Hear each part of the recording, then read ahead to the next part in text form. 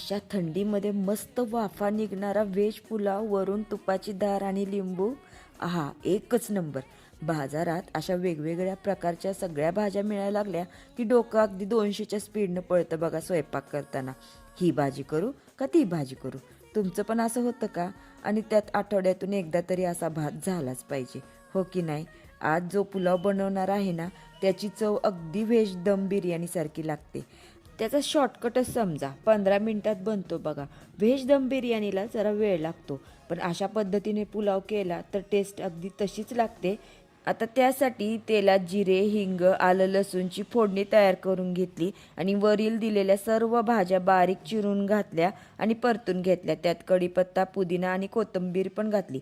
घरी तयार केलेला बिर्याणी मसाला घातला, तुम्ही विकतचा पण घालू शकता. थोडेसे लाल तिखट, हळद घातलं, अर्धी वाटी फ्रेश दही घातलं, छान परतून घेतलं. आता त्यात धुतलेला तांदूळ घातला आणि परतलं. आता त्यामध्ये पाणी घातलं आणि चवीनुसार मीठ घातलं. जवळपास 10 ते 15 मिनटं छान शिजून दिला. नंतर केसरचे दूध घातले आणि परत 2 मिनटं मंद गॅसवर शिजून दिलं. आता यावर तुम्ही तळलेला कांदाही घालू शकता. मी एक आयडिया दिली बघा. अगदी झटपट हा पुलाव बनून तयार झाला आहे. मस्त थंडीत गरमागरम हा पुलाव सर्व करायचा आणि गरमागरम खायचा.